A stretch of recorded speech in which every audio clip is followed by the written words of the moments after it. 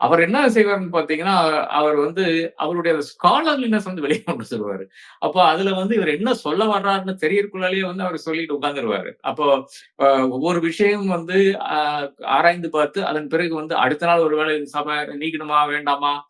அதாவது அவை குறிப்பிலிருந்து நீக்கணுமா? வேண்டாமா? என்று யோசித்த பிறகு சரி ஒ இருக்கட்டும் அப்படின்ற அ ஒரு டிசிஷனுக்கு வந்து வந்துருவாங்க. அந்த ஒரு ஷார்ப் விட், சென்ஸ் ஆஃப் ஹியூமர் எல்லாம் இருக்கின்ற ஒரு நபர் தான் அந்த சீட்ல இருக்க வேண்டும். நமக்கு தெரிஞ்ச உதயநிதிக்கு வந்து இது 2மே கிடையாது. ஆஃப் கோர்ஸ் அவர் வந்து தேர்ச்சி பெற்ற ஒரு ஸ்பீக்கராக மாறி இருக்கிறார். அது யாருக்கும் மறுக்க முடியாது. ஏனென்றால் நாம் பார்த்துக் கொண்டு தான் இருக்கோம். அது வந்த தருணத்தில் வந்து டெஃபினட்டாக ஒரு ஒரு பேச்சாளராக அவர் கிடையாது. ஆனால் இன்றைக்கு வந்து ம். பல இடங்கள்ல ஸ்டேஜ்லனாலும் சரி, இல்ல பிரச்சார வேலைகளிலாலும் சரி நன்றாக பேசியிருக்கிறார். பிரஸ்ஸ பார்த்து பயப்பட மாட்டார்.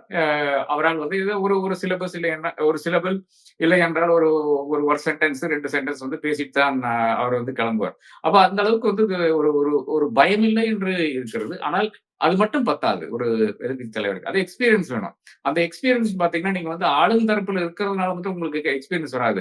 நீங்க உங்களுக்கு எவ்வளவு நோட்டீஸ் பண்ணீங்கன்னு எனக்கு தெரியல. அ உதய் உள்ளுக்குள்ள வந்தோனே, அசெம்பிளில வந்து எம்.எல்.ஏ தேர்ந்தெடுக்கப்படுறார். அது வந்தோனே அவருக்கு வந்து சீட் எங்க போடுறாங்கன்னு பார்த்தீங்கன்னா, ஆ முதல்வருக்கு பின்னால இருக்கிற வரிசையில போடுறாங்க. 2ண்ட் ரோல முதல்வருக்கு பின்னால இருக்க வரிசையில போடுறாங்க. அதுல முக்கியமான விஷயம் என்னன்னு பார்த்தீங்கன்னா, இத நான் சொல்றேன். அதிகாரிகள் உங்களுக்காக மேனேஜ் பண்ணி குடுப்பார்கள். நீங்க வந்து ஆளுங்கட்சி தரப்புல இருக்கிறவருக்கு ஒரு எக்ஸலன்ட் எக்ஸாம்பிள் இதா தான் இருக்கும். அதாவது முதல்வரை வந்து எப்பல்லாம் நீங்க ஃபோக்கஸ் பண்றீங்களோ, அது வந்து உதயம் ஃப்ரேம்ல எப்பவுமே இருப்பார்.